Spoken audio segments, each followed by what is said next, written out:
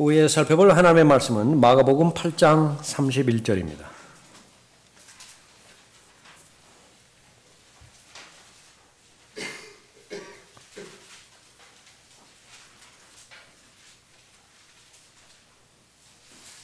마가복음 8장 31절부터 33절까지 받들어 읽겠습니다.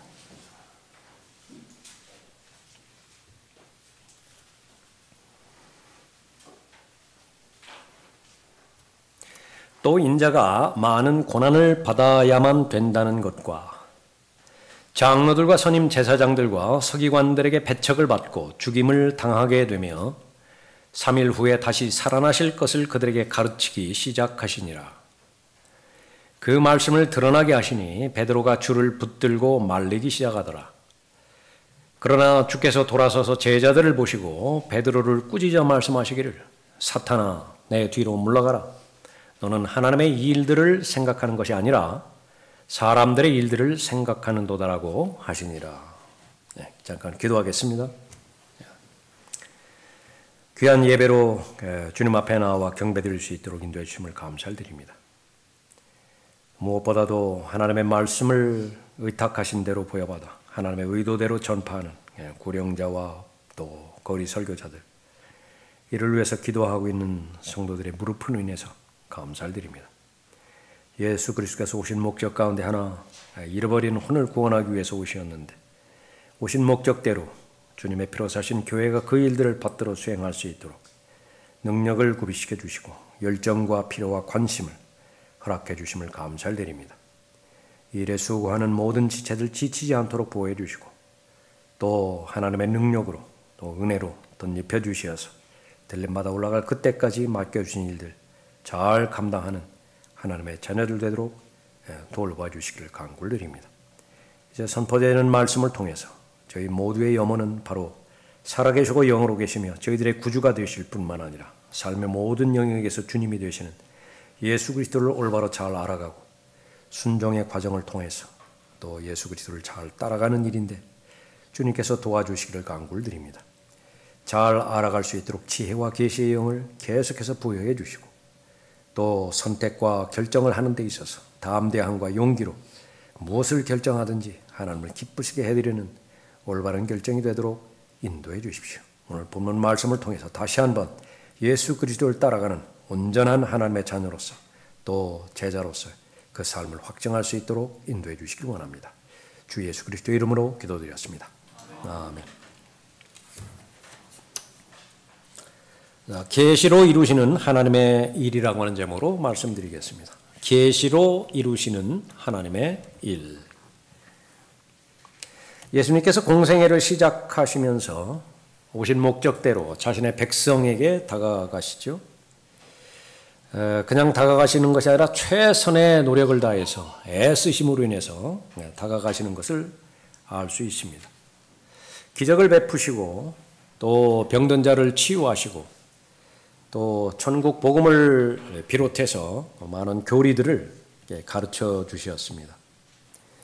그러한 모든 목적은 바로 자신을 계시하기 위함입니다.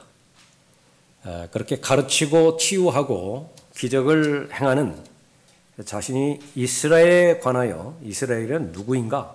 바로 메시아라고 말씀하는 것이죠. 그래서 시간이 흐른 다음에 제자들에게 물어보시기도 하셨습니다. 사람들은 나에 대해서 누구라고 말하느냐? 별 관심이 없습니다. 사람들이 예수님에 대해서 뭐라고 하건 정작 관심은 바로 제자들입니다. 너희들은 나를 누구라고 말하느냐? 제자들을 대표해서 베드로가 주님은 그리스도이십니다. 정확하게 말을 한 것이지요. 그러나 이 소수의 사람들만을 제외하고 계시해 주셨음에도 불구하고 잘 깨달아 알았다라고요. 그런데 이스라엘 전체가 예수 그리스도를 거부합니다. 제일 먼저 거부했던 대상이 종교 지도자들이죠. 바리새인들, 사두개인들, 심지어는 자기 가족조차도요. 예수님의 가족조차도 예수님을 미친 사람 취급했습니다.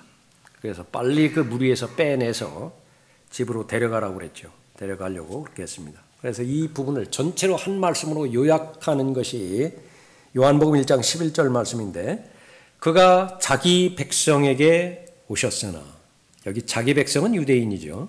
이방인은 포함이 안 됩니다. 자기 백성이 그를 영접하지 아니하더라. 그래서 그 다음 절에 요한복음 12절에는 대반전이 일어납니다. 전체를 다 포함하시죠. 예외 없어요. 누구를 가리지 않습니다. 유대인이건 이방인이건 예수 그리스도를 영접하는 사람, 그것이 믿는 것인데 바로 하나님의 아들이 되는 특권, 권세라고 그랬습니다. 파워, 거기에는 지위도 있고요. 그 다음에 능력도 있고 권세도 있죠. 그걸 주신다 그렇게 약속하셨습니다. 이 제자들 아직까지도 이 그리스도로서, 그 메시아로서 오신 예수 그리스도를 이해하는 데는 한계가 있습니다. 소경의 눈을 뜨게 하는 데 있어서 첫 번째 안수하셨을 때 희미하게 보았죠.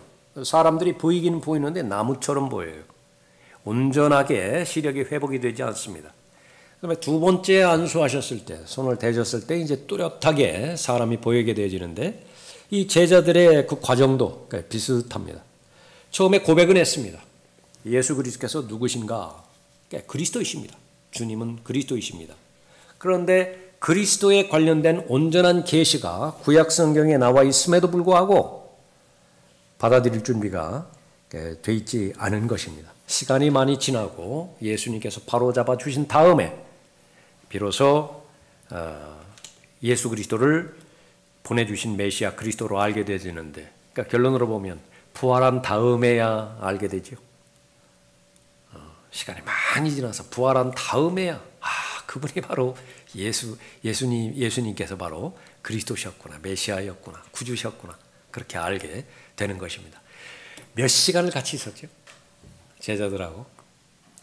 그래서 그런 그 부분만 본다 하더라도 하나님의 은혜가 있어야, 하나님께서 계시로 먼저 열어주셔야 볼 수 있다라고 하는 사실입니다. 다만 우리에게 원하시는 하나님의 조건은 무엇인가, 그것이 깨달아지는 순간에 즉각적으로 순종하기만 하면 되는 것입니다.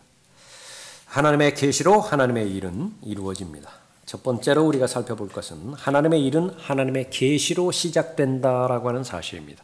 하나님께서 먼저 내려오시는 거예요. 먼저 말씀해 주시는 것이고 먼저 보여주시는 것입니다. 31절 보십시오. 또 인자가 많은 고난을 받아야만 된다는 것과, 이거는 반드시 고난을 받아야만 되는 것입니다. 강제지요. 반드시 받아야만 돼요.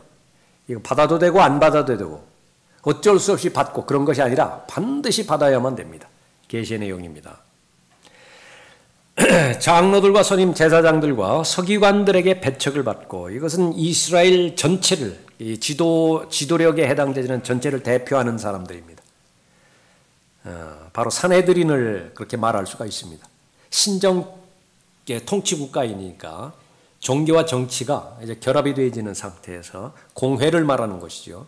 공회를 대표하는 대표자들, 장로들, 선임 제사장들, 서기관들, 배척을 받을 것이에요. 그것뿐만 아니라 더 나아가서 죽임을 당하게 되고, 그러나 3일 후에 다시 살아나실 것이다. 이 전체를 그들에게 가르치기 시작하시니라 말씀하고 있습니다. 얼마 동안 가르치셨느냐? 그것은 공생애 동안 계속 가르치셨을 거예요. 심지어 사도행전 1장에 보면 바로 부활하신 다음에 40일간 부활하신 예수님께서 제자들과 지상에서 계셨죠. 그때도 계속 가르쳤어요. 역시 마찬가지로 여기에 관련된 구약 성경들을 일일이 대조하셨을 것이라고요. 틀림없어요. 왜냐하면 살아계셨을 때도 어떤 설교를 하든지 어떤 가르침을 주시든지 간에 말씀을 인용해 오셨으니까, 그 말씀을 근거로 해서 자신을 계시하셨으니까, 심지어 부활마저도 바로 구약 성경에 예언된 그 부분들을 연결을 시켜서 그 구약에 예언된 메시아가, 당사자가 바로 자신이라 그렇게 가르치셨을 것입니다. 29절에 보시면 주께서 그들에게 말씀하시기를 그러면 너희는 나를 누구라고 말하느냐 하시니 베드로가 대답하여 주께 말씀드리길 주님은 그리스도시니다라고 하더라. 그런데 그 다음에 예수님께서 말씀하시는 자신에 대한 계시, 이것은 상반된 개념입니다. 도저히 연결이 안 돼요. 그리스도라고 답변을 했는데 예수님께서 정확한 답이라고 받으셨으면서 동시에 상반된 말씀을 하시는 것입니다. 고난을 받을 것이다. 배척을 당할 것이고 그다음에 죽음에 넘겨질 것이다. 그 다음에 마지막에 3일 후에 다시 살아날 것이다. 근데 그건 귀에 들리지도 않아요. 지금 고난을 받을 것이다. 훌쩍 놀랍니다. 배척을 당할 것이다. 그것도 깜짝 놀라고요. 심지어 죽임을 당할 것이다. 이게 절망적이에요. 도대체 무슨 말씀을 하시는 것인가? 그리고 그러나 3일 후에 살아날 것이다. 이건 안 들려요. 너무 충격을 받아서 지금 그러한 상황입니다. 왜냐하면 너무 비난만 해서는 안 됩니다. 이 예수님 당시에 그 유대인들 철석같이 기다렸던 메시아상이 있습니다. 그것도 하루 이틀 1년 2년 기다린 것이 아니라 수세기 동안 기다렸던 구원자입니다. 출처는 하나님께서 보내실 것이에요.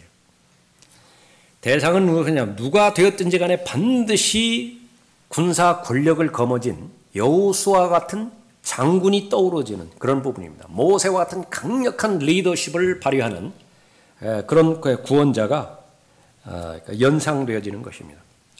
해야 될 일은 무엇이냐? 그러면 지금 이스라엘의 대적이 로마인데 로마의 통치와 또 로마의 군림으로 인해서 지금 로마의 종이 되어져 버렸죠. 그 결과 성전 제사가 중단이 되어져 버렸습니다. 모든 것이 다 엉망이 되어져 버렸는데 그분께서 빨리 오셔서 군사력을 동원해서 로마를 패배시키고 그리고 성전을 정화시키고 정결하게 하고 그 다음에 성전 제사가 성전 경배가 다시 회복되기를 그렇게 바랬던 것입니다. 그것이 구약 성경에 나오는 메시아에 해당되는 가지에 해당되는 거예요. 가지 알죠? 가지? 포도나무 그 가지? 하나만 예를 들자면 내가 그날들 그리고 그때의 의로운 가지를 다윗에게 자라게 하리니 그가 이 땅에 심판과 의를 실행하리라. 그 의로운 가지, 큰 글자로 되어 있는 거예요. 그러니까 메시아를 말하는 것인데 오셔서 해야 될 것은 심판을 행하는 것이고 의를 행하는 것입니다. 그것이 메시아 상이었어요. 그래서 전사여야만 되고 혁명가여야만 되고 구테타를 일으키는 막강한 선동자여야만 됩니다. 그것이 그 당시에 메시아 관인 것입니다. 그런데 예수님께서 오셔서 하시는 일은 뭐예요? 그런 일과는 동떨어져서 이야기를 합니다. 그래서 가장 예수 그리스도를 잘 믿었던 치인낸 요한마저도 시간이 지남에 따라서 회의에 빠지게 되어집니다. 회개하라 천국이 가까이 오는 아니라 강력한 메시지를 전파하면서 그 뒤에 예수님께서도 보라 세상 죄를 제거하는 하나님의 어린 양이라 자신과 똑같은 메시지를 증거하는 것이에요. 메시지의 그 본문은 왕국이죠. 왕국의 회복이라고요. 그러니까 왕으로 오신 거예요. 틀림없는 사실인데 가만히 보니까 왕으로서 하셔야 될 일은 안 하신다고. 그리고 맨 가난한 자 찾아다니고 무슨 병든 자 찾아다니고 그러니까 이거는 아닌데 그러다가 결정적으로 온 것이 자신이 감옥에 갇혀져 버렸어요. 정말 메시아의 능력이 있고 그분이 확실히 오실 그분이라고 한다면 자기를 감옥에 갇히게 할 이유가 없다고요. 그렇게 방치할 이유가 없다고요. 자기는 감옥에 가 있으니까 스스로 가지는 못하고 제자들을 보냈죠. 그래서 진정으로 궁금해서 물어보게 되는 것입니다. 당신이 오실 그분이시니까 메시아입니까? 구약에 예언된 메시아입니까? 아니면 그렇지 않을 수도 있습니다. 그렇지 않을 수도 있다고 한다. 그럼 우리는 다른 분을 또 기다려야 되지 않습니까? 우리로 오판하지 않게 해주십시오. 아니면 우리가 또 다른 분을 기다려야 하리까? 예수님의 답변은 바로 제자들에게 예수님께서 행하신 모든 일들을 증거로 보여주시고 가서 내 선생한테 가서 그대로 말하라고 그랬죠. 그러니까 그 내용이 무엇이냐면 소경들이 보고 전름바들이 걸으며 문둥병자들이 깨끗해지고 귀머거리들이 들으며 죽은 자들이 일으켜지고 가난한 자들에게 복음이 전파된다 하라. 그런데 이것은 개별적으로 보면 다 예수님께서 행해 주셨던 일이고 침례 요한도 목격했던 그런 일들이거든요. 그런데 이것을 하나의 말씀으로 묶어서 침례 요한에게 가서 전하라고 했을 때 그 침례 요한은 하나님의 사람이었기 때문에 정직하게 그 말씀을 받아들였을 때 즉각적으로 대표적으로 이사야 35장으로 뛰어올린 거예요. 메시아가 오셔서 저주받은 땅을 회복시킬 것이고요. 그러면 그 사막이 이제 옥토로 변하는 것입니다. 장미가 이제 피어날 거예요. 거기에는 바로 심판과 의를 행하실 뿐만 아니라 바로 병든 자들이 치유받고 듣지 못하는 자들이 듣고 보지 못하는 자들이 볼 거예요. 쩔뚝거리며 걸어다니는 사람들이 똑바로 걸을 거예요. 그런데 그것이 바로 예수님을 통해서 일어난다. 그 다음부터는 전혀 회의가 없습니다. 계시예요. 계시의 능력입니다. 그리고 침례 요한은 죽죠. 오전에도 살펴봤지만 그 침례 요한의 죽음을 통해서 하나님께 영광을 돌립니다. 위대한 죽음이에요. 하나님의 그 사람으로서. 베드로와 제자들 대부분은 예수 그리스도를 메시아로 그렇게 인식했습니다. 그래서 고백하잖아요. 주님은 그리스도이십니다. 그 말 안에는 표현은 그렇게 했고 실제로는 이제 곧 로마를 정복하실 것입니다. 이스라엘 민족을 노예로부터 해방시킬 것입니다. 이것이 그 제자들의 마음 가운데 거의 대부분을 차지하고 있는 마음의 염원이었는데요. 송두리째 다 깨져버렸어요. 예수님의 이 한마디 말씀으로 인해서. 그리스도라고 불렀는데 예수님은 자신을 누구라고 지금 불러요? 다시 보십시오. 본문에 31절에 인자라고 부르죠. 인자는 이스라엘과 관련된 사역과 관련된 그런 호칭이기도 하죠. 예수님은 하나님의 아들, the Son of God. 또 하나는 인자, 사람의 아들, the Son of Man. 그 두 가지 그 이름이 있는데 여기서는 인자예요. 그 인자는 바로 예수 그리스도와 관련된 직분이기도 하면서 동시에 바로 죽기 위해서 이 땅에 오신 하나님의 어린 양입니다.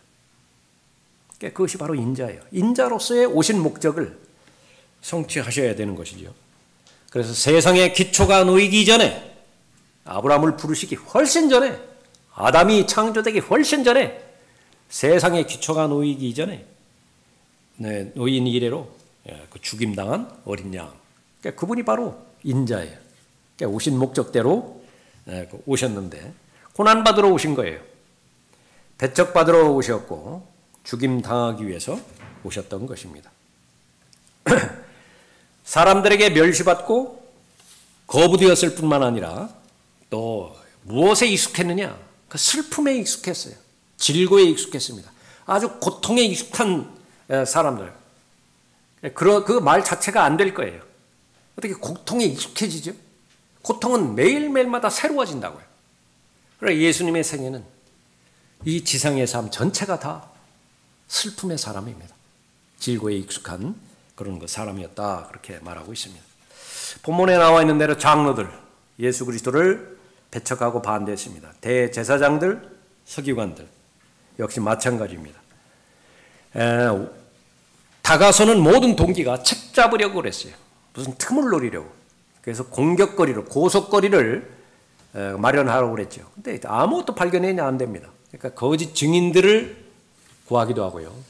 또 거짓 고소를 통해서 그 말도 안 되는 모순된 재판, 그 과정을 통해서 예수 그리스도를 그야말로 그렇게 십자가에서 그렇게 죽이게 만드는 것이죠. 이 사람들은 누구냐? 그러면 이스라엘의 파수꾼들이에요.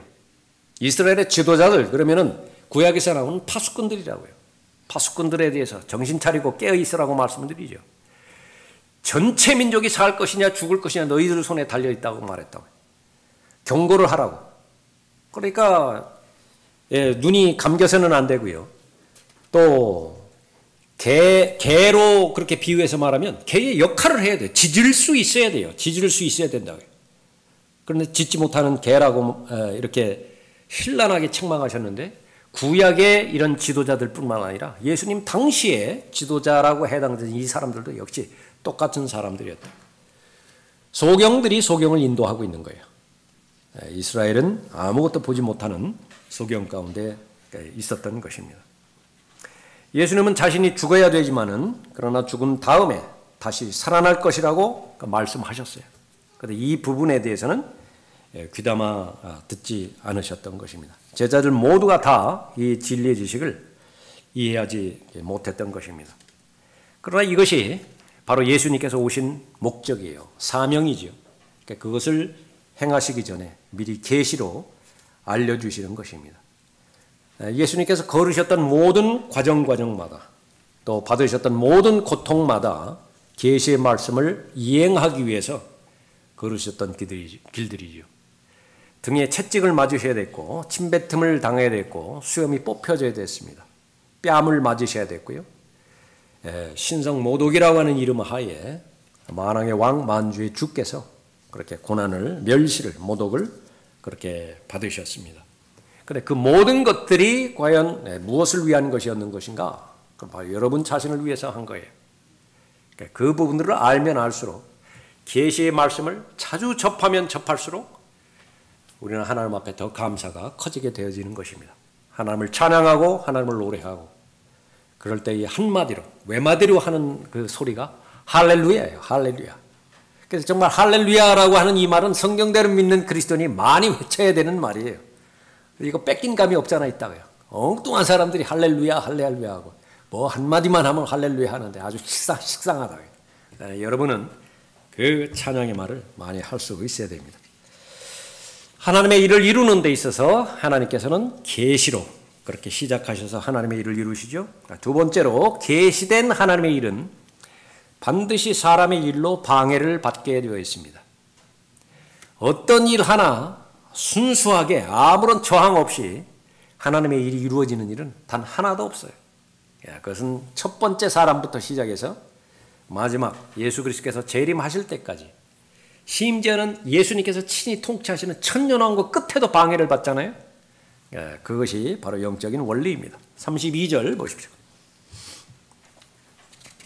그 말씀을 드러나게 하시니 여기에 이제 그 드러나게 하셨다라고 하는 그 부분들은 한 사람도 알아듣지 못하는 사람이 없어요. 이건 공식적인 선포입니다. 그러니까 제자들 이것은 다 공개적으로 다 들었다고 말이죠. 드러나게 하시니 베드로가 줄을 붙들고 말리기 시작하더라. 제자들이 예수님께서 그렇게 고난과 배척과 죽음 그러나 3일 후에 부활하실 것을 말씀하셨을 때 당황하지 않은 제자가 없습니다. 그 자신들이 가지고 있는 메시아상이 바로 그러하기 때문에 그런 것이죠. 정반대의 말씀을 하셨기 때문에 그런 것입니다. 그것을 가만히 듣고 있는데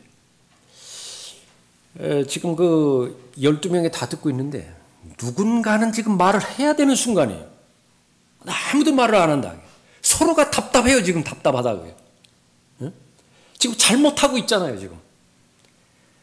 지금 그 정당의 대표가 잘못하고 있어요. 그런데 누군가가 나서서 좀 얘기를 해줘야 되는데 아무도 얘기를 안 한다. 그러면 다 망한 거예요. 다 썩어간다. 이럴 때에 누가 총대를 매죠? 베드로입니다. 베드로가 나섰지만 제자들 다 똑같은 상황이에요. 제자들 마음이 너무 후련하다고요. 내가 하고 싶은 말인데 내가 할 말이었는데 베드로가 대신해 주는 거예요. 일심동체입니다. 베드로가 나와서 자신들이 해야 할 말을 그렇게 하는 것입니다. 붙잡고 말리기 시작했다. 가장 적극적인 표현입니다.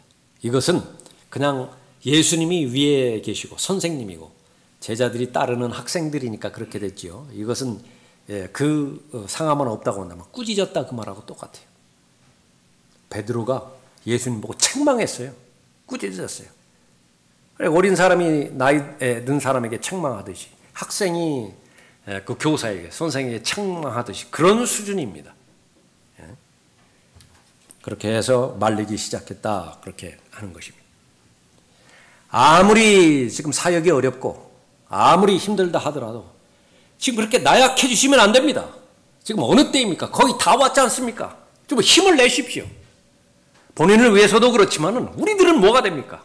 우리들을 위해서. 그리고 우리들 뒤에 있는 그렇게 우리들을 보고 많이 가르치셨지 않습니까? 구약의 예언 선지자들을 통해서 그 예언하신 그 말씀이 바로 그리스도를 통해서 메시아를 통해서 이루어질 바로 직전인데 지금 죽으시다니요. 개인적으로라도 절대로 그런 말씀하셔서는 안 되는 것입니다. 그렇게 말씀드린 거예요. 베드로가. 베드로를 의심하면 안 됩니다. 너무 비난해서도 안 돼요. 베드로는 선의를 가지고 있습니다. 자기 욕심이 없어요. 좋은 의도를 가지고 있었던 것입니다. 그래서 예수님께서는 속죄사역을 말씀하시는데 그 속죄사역이 이루어졌을 때에 자기의 기득권이 상실된다거나 그런 부도덕한 동기가 있어서 방해하는 것은 아닙니다. 여전히 베드로는 예수님을 사랑했고 또 예수님 편에 서기를 원했던 것입니다. 그러나 하나님의 계시는 반드시 마귀가 공격하게 되어 있습니다. 그 마귀의 공격은 뭐냐면 영감을 주는 거예요. 성령 하나님께서도 하나님의 사람들에게 영감을 주시지만은 마귀도 사탄도 자신의 일을 실행하기 위해서 사람에게 영감을 주는 것입니다. 확신이에요. 확신이라고요. 확신. 그래서 베드로는 바로 자신의 마음과 생각을 뚫고 들어오는 마귀가 계획한 그런 말들을 행하게 되었던 것입니다. 그래서 제일 위험스러운 말 가운데 하나가 하나님은 사랑이시라 말하는 거예요. 하나님은 사랑이시라. 어떤 문맥의 근거도 없이 또 교리의 가르침도 없이 그 말을 했을 때에 은사주의자들이 지금 마귀에게 점유당해서 또 수많은 이 킹제임스 성경을 배역한 성경 변개자들이 스스로 저주를 불러들였듯이 마귀에게 사주를 받은 것을 여과 없이 통과시켜버리는 것입니다. 나쁜 습성, 베드로가 가지고 있었던 나쁜 습성 하나, 자기 생각이 있는데, 자기 감정이 있는데 그것이 예수님의 말씀과 일치될 때는 아무 문제가 되지 않습니다. 그것을 실행하는 데 있어서 목숨도 아끼지 않아요. 그런데 간혹 가다가 자신의 생각과 자신의 감정이 하나님의 계시와 충돌이 될 때가 있습니다. 그것은 고집을 꺾지 않아요. 그건 절대로 자기 고집 꺾지 않습니다. 왜 그러냐면 자기 마음의 순수함을 우상화시켜버렸어요. 나는 욕심부리는 돈 때문에 그러는 거 아니다. 나는 명예 때문에 그러는 거 아니다. 지위와 권력 때문에 그러는 거야. 순수하게 나는 예수님 사랑한다. 그것이 자기 생각인데 이 생각을 공격하는 하나님의 계시라고 한다면 그것이 하나님의 계시라 하더라도 자기 자신을 관철시키는 것입니다. 너희는 모두 오늘 밤 나로 인하여 실족하게 될 것이라. 예수님께서 말씀하셨어요. 그래서 스가랴의 말씀을 인용하면서 들려주셨습니다. 베드로의 반응이 무엇이냐? 그것이 성경에 기록되어 있는 것 저도 알아요. 안다고요. 안다. 그러나 그 말씀이 모든 사람에게 다 일어난다 하더라도 저에게는 안 일어나요. 괜찮습니다. 저는 어림없습니다. 그러니까 저에 대해서는 걱정하지 마세요. 왜 그렇죠? 여기도 마찬가지로 순수한 마음이에요. 다른 부도덕한 동기가 있는 것이 아니라 자기 자신의 생각, 자신의 신념을 하나님의 말씀보다 더욱 위에 두었죠. 우상화 시켜버렸던 것입니다. 주님께서 고난당하시고 또 죽으시고 다시 살아나실 것. 그 말씀하셨는데 그것을 제가 알고 있습니다. 주님께서 말씀하셨기 때문에 주님께서 그렇게 말씀하신 거 아닙니까? 그러나 그런 일은 안 일어납니다. 제가 있잖아요. 누가 하는 것이냐? 바로 마귀가 하는 짓이죠. 그래서 그 생각에 마귀가 스며들어서 베드로의 입을 통해서 마귀가 정작 하고 싶은 말을 그렇게 내뱉게 했을 때에 베드로를 보고 사탄아 그렇게 부르셨던 것입니다. 베드로 자체가 사탄이 아니에요. 사탄의 생각을 지금 자신의 언어기관을 통해서 이루고 실행하고 있는 그런 부분입니다. 우리가 알아야 되는 그런 부분. 구원받은 그리스도인. 너무 점수 주지 말라는 거예요. 구원받은 그리스도인. 그 사람이 죽으면 그 사람의 혼이 지옥에 가지 않고 하늘나라에 간다라고 하는 그 사실 하나, 그 외에는 변한 것이 전혀 없어요. 예. 교회에 간다고 쓸데없는 신뢰를 두어서도 안 되고요. 그러니까 계약 당사자인데 그 사람이 뭐 교회 집사라든지 무슨 교회 장로라든지 그거 내세워가지고 그걸 계약과 연결시켜놓다가 아무 관계가 없어요. 그거는. 집사, 목사는 그런대로 믿을만 합니다. 그러나 목사는 믿으면 안 돼요. 절대로 안 돼요. 절대로. 그건 2번, 3번 더 점검해야 돼요. 아무 근거가 없는 것입니다. 현실은 무엇이냐? 성령께서 그리스도인을 가득 채울 수 있는 것처럼 마귀도 사탄도 그 사람을 가득 채울 수 있어요. 구원 받았지만 무당이 될 수도 있어요. 그런 것이 어디 있습니까? 있어요. 있다고요. 있다고. 구원 받았지만 가장 마귀짓을 많이 할 수도 있습니다. 마귀는 어디 있다고요? 술집에 있는 것이 아니에요. 무슨 포르노 제작회사에 있는 것도 아니에요. 마귀는 어디에 있는 것이냐고요? 종교 집단에 있어요. 종교 집단에. 그 전의 것들은 무슨 술집이라든지 다른 어두운 장소에 하는 것은 그냥 놔두기만 하면 돼요. 그러면 저절로 굴러가요. 그거는 간섭할 필요도 없다고요. 세상적입니다. 그러나 마귀가 관심 있는 것은 육신적인 것에 관심 있는 것인데 하나님의 일을 해보려고 하는 거예요. 하나님을 섬겨보려고 하는 것입니다. 그러나 이 사람들이 진리의 지식에는 관심이 없습니다. 종교에만 관심이 있어요. 그곳에 마귀가 적극적으로 개입하는 것입니다. 그 결과 마귀에게 틈을 줄 수 있고요.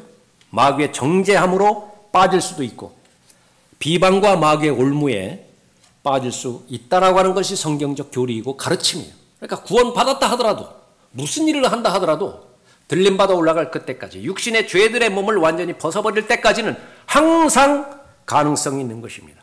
항상 마귀가 노리는 타깃이에요. 얼마든지 그렇게 될 수 있다라고 하는 것을 베드로의 경우를 통해서 우리가 볼 수 있는 것입니다. 그러지 않기 위해서 우리는 성령과 동행하라고 명령하시죠. 성령 안에서 행하라. 그러면 그런 일들이 일어나지 않아요. 또 자신을 성령께 복종하라고 말씀하셨죠. 그리고 동시에 성령께 복종한다는 것은 마귀를 저항한다는 것이 마귀에 대해서 적극적으로 저항하게 돼요. NO 해야 돼요. 마귀에 대해서 분노를 품어야 되고 또 마귀에 대해서 적개심을 품어야 되는 것입니다. 김희정 자매님이 그 어려운 여건 가운데서 부친을 모시고 토요일 날 저를 방문을 했습니다. 암에 걸리셔서 하는데 아주 말을 복음을 들을 때마다 그렇게 거부를 해요. 그러니까 속상하죠. 딸의 입장에서. 그 다음에 지금 귀가 잘 들리지를 않으세요. 그러니까 보청기를 꼈는데도 잘 들리지를 않으세요. 그래서 아마 거의 1시간 동안 저하고 상담을 했는데 그래서 보통 보면은 한 패턴이나 2가지 패턴 정도 하고서 이제 마무리를 짓는데 선수는 4가지 패턴을 다 이렇게 상담을 한 거예요. 그런데도 안 되는 것입니다. 그런데 그것이 기도의 그 결과이기도 하지만은요, 너무 안 돼 보인 거예요. 옆에서 김희정 자매는 너무 안타까우니까 눈물을 흘리는 거예요. 그래서 막 인간적으로 호소까지 한다. 가장 딸이 효녀라고 그렇게 말씀하시기도 하는데 제가 물어봤어요. 그 효녀에게 뭘 주었으면 좋겠느냐고. 효녀가 바라는 소원이 무엇인지 아시겠느냐고. 그렇게 답을 했는데도 극구 부인하신다. 미울 거 아니겠어요? 그러니까 정성적으로 보면 그런 사람 밉다고요. 그렇게 계속 예수 그리스도 거부하는 사람 보면. 근데 안 미워요. 왜 그런지 아십니까? 마귀에 대해서 적의를 느끼기 때문에 그래요. 다 마귀 짓이라고요. 이렇게 한 것이. 그 전에 청년 되셨을 때에 무슨 장로교도 가고 감로교도 그렇게 가셨다라고 하거든요. 그래요. 교회 생활을 한 거예요. 근데 교회가 망쳐난 거예요. 교회가. 교회 다니면서 수많은 모순된 삶을 살아가는 사람들을 너무나 많이 본 거예요. 믿는다고 하는 사람들이 오히려 믿지 않는 사람들과 못한 거예요. 그 생활이. 그러니까 어떻게 그 부친 탓만 하겠습니까? 그 부분을 봤을 때에 바로 마귀가 얼마만큼 악랄한 짓으로 계략과 책략을 동원해서 구원받지 못하도록, 복음이 들려지지 못하도록 귀를 막아놓는가, 마음을 어둡게 막아놓았는가. 그것이 사람에 대한 적개심이 아니라 마귀에 대한 적개심과 마귀에 대한 증오, 그러니까 그것을 반드시 가져야 되는 것입니다. 하나님의 계시로 하나님의 일을 이루시죠. 마지막 세 번째, 책망을 통해 바로잡으십니다. 책망을 통해 바로잡으셔서 하나님의 일을 이루십니다. 33절 보십시오. 그러나 주께서 돌아서서 제자들을 보시고 베드로를 꾸짖어 말씀하시기를, 사탄아, 내 뒤로 물러가라. 너는 하나님의 일들을 생각하는 것이 아니라 사람들의 일들을 생각하는 것. 여기 사람들의 일들 어떤 일들이죠? 사람들의 일들, 제자들이 생각하는 제자들의 일들 어떤 일들이죠?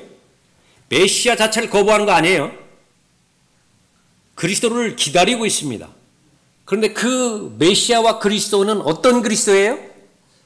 군사적인 폭력을 동원해서 로마를 패망시키고 이스라엘 전체 국가를 회복시키고 성전을 깨끗해 함으로 인해서 중단되었던 성전 경배, 그것을 회복시키는 메시아라고 해요.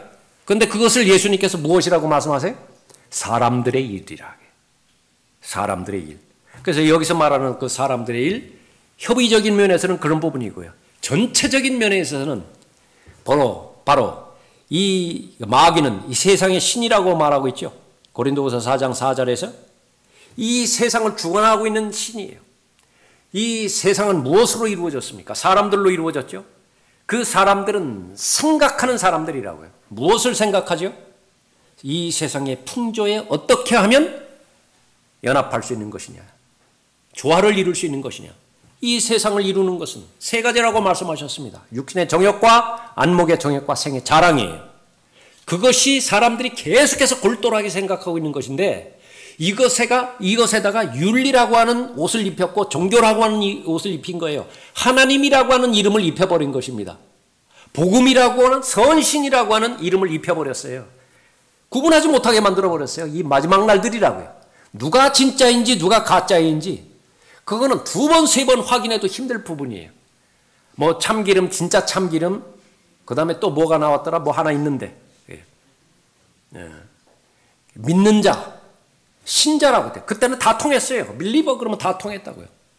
참으로 믿는 자, 진정으로 믿는 자, 성경대로 믿는 자, 뭐 요즘은 뭐라고 또 하나 하더라고요. 구분하지 못해요. 그 부분은. 그것이 세상의 일들인 것입니다.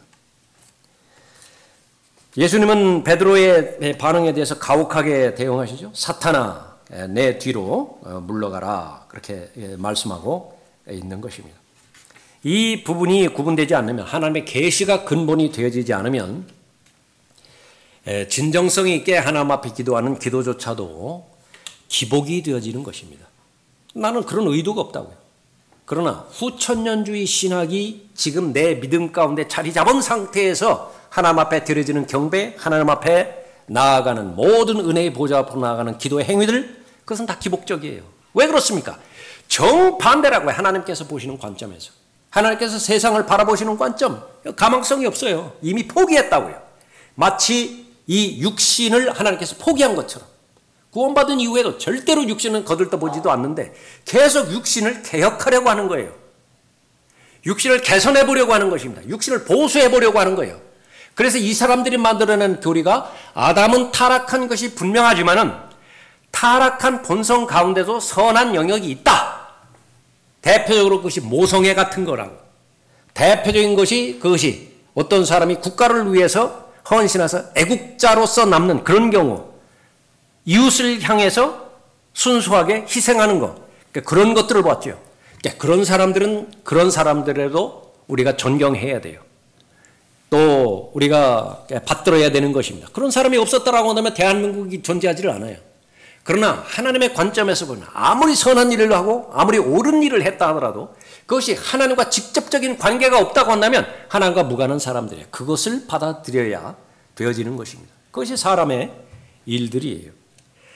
절대로 우리는 하나님의 자녀들이 진리의 지식으로 올바로 잘 갖추지 못함으로 인해서 그렇게 열심히 하나님 앞에 경배드리고 하나님 앞에 헌신하고 하나님을 섬기고 또 하나님에 대해서 기도했는데 그것이 모두 기복적인 그 부분으로 끝나게 해서는 안 되는 것입니다.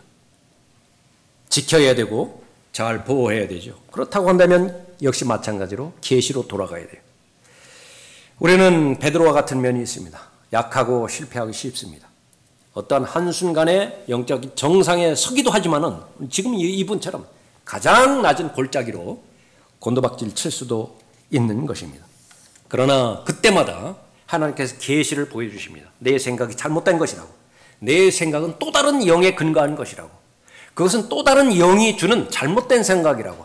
깨닫게 됐죠? 두말할 것도 없이 그것을 복종시키는 것입니다.